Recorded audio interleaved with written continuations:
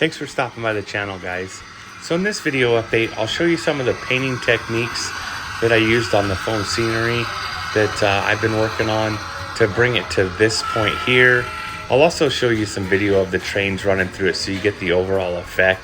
And I'll show you some of the other things I've been working on as well. That's all coming up.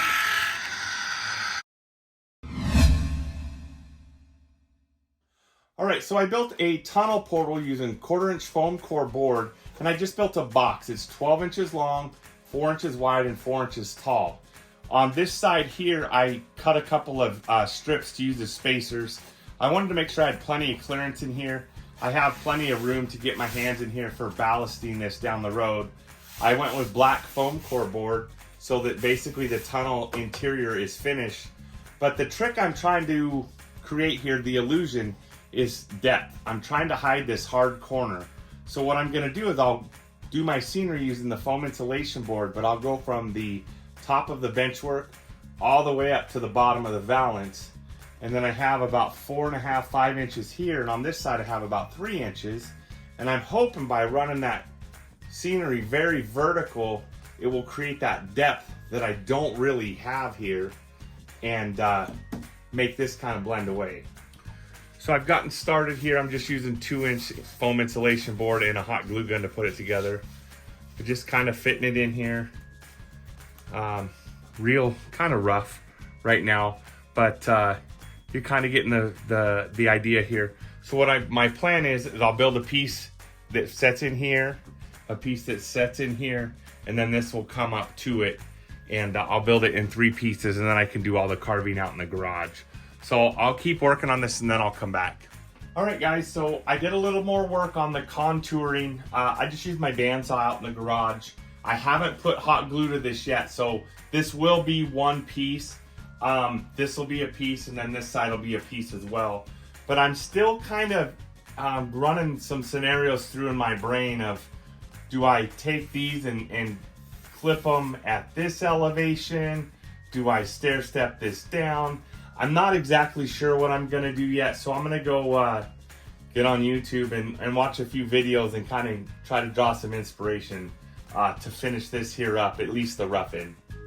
So I got up to the hobby room early this morning and I kind of stared at this for just a little bit. I thought about it a lot last night after I got finished up.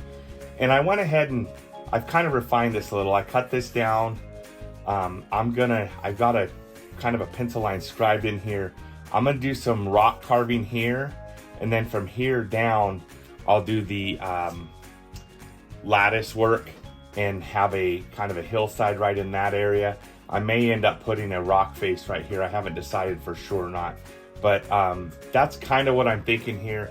So I'll get started doing a little bit of this carving, and this is still all modular. It comes right out of here. So makes it nice for being able to work on it. So I'll take these out to the garage and I'll show you some of my rock carving. So here's my little setup I have out in the garage for carving these rocks. I got my little, I think this is a 9-inch bandsaw. I've got my handsaw for doing some of the shaping. I've got some knives and some other various tools here. But then I can just keep the mess localized and then vacuum it up when I'm done.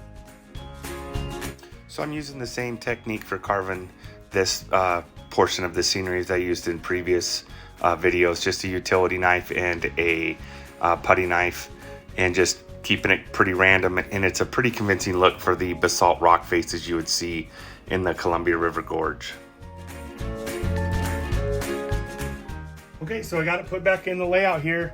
This matches that basalt look that I'm going for, so what I'll do is I'm going to take this part here back down and start carving these, and I'll use the same techniques, and then I'll come back and show you what this looks like all mocked up. All right, so here it is mocked back up after the initial rock carving work is done.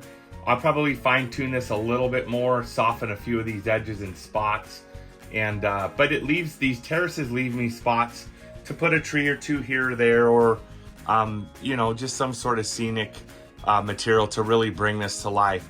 This is going to be a pretty good representation of what you would see in the Columbia River Gorge.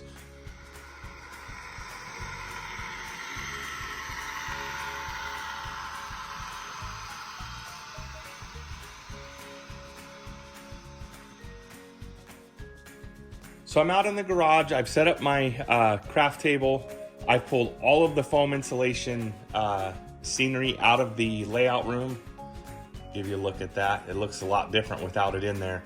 And what I'm doing is I'm working to get a base coat on there, and I'm just using the Apple Barrel Matte White basically as a primer since I've got a couple different colors of insulation foam board. You can see that I've already done some of it. I ran out of paint. I just came back. I had to go get some more paint. But I'll put this on with just a chip brush, and I'll show some of that on time lapse.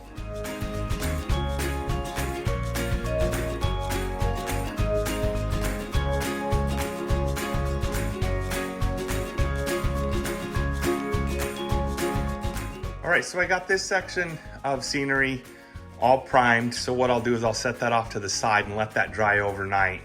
And I'll keep working on getting the other pieces of the scenery all primed out. And that way we can get going with getting some color on them. So here's one of the first pieces of the rock work that I got the initial painting work done on. This is by no means finished product at all. I'm gonna hit it with several other colors and then some washes. But I'm just using a pewter gray with a little bit of white in it. And then this is Portobello. And I'm just dabbing it on in different spots and then using some water and blending it together to kind of get that variety that I have here.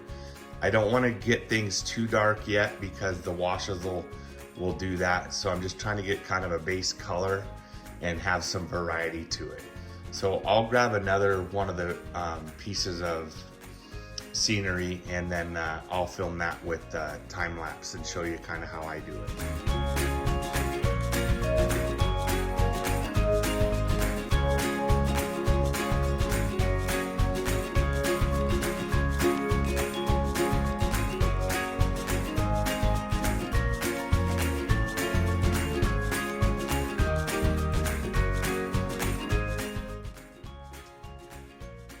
Our foam scenery with just the initial paint on it.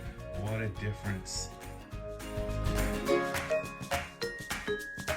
So the initial paint has dried. So what I'm doing now is I've got it back out on my table in the garage.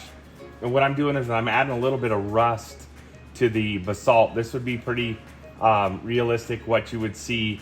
And I'm just using some burnt sienna for this and kind of using the wet technique that I've seen. I've got some wet water. I just spritz the area that I want to work. I've got a little pretty fine paintbrush. I just load it up with a little bit of the burnt sienna, and then I can come in and I can just touch it where I want to put a little bit, and then use another paintbrush that's loaded up with water, and then I can move that paint around to where I like it. And what I'll do is I'll keep working this whole piece of scenery just a little bit at a time, and if it starts drying out, just hit it with some more of the wet water. And once this dries completely, I'll spritz it with some black wash.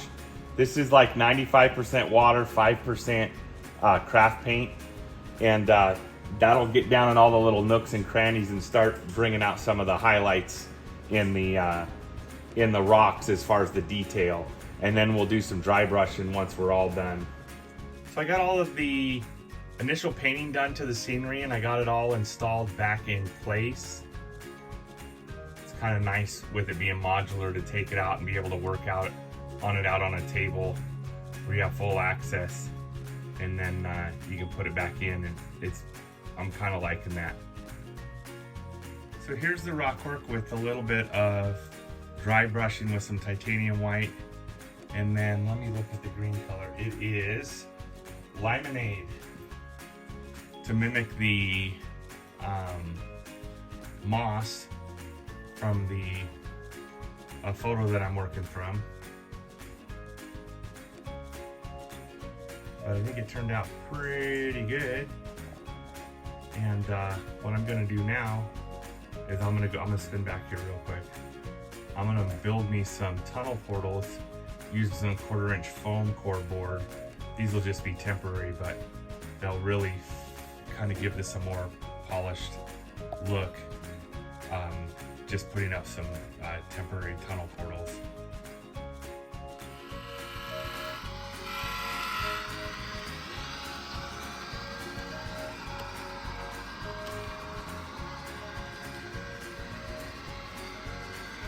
So I thought I'd finish this video running some trains through the scenery, because this is really the effect I had in mind when I decided to start this process of reimagining my layout. I love how the trains just slink in and out of the tunnels, and you can see them and then they disappear, and I can run really long trains with these 24-inch radius turns. Everything just runs real smooth. So anyways, guys, thanks for coming along on this video with me. If you like this, smash that like button.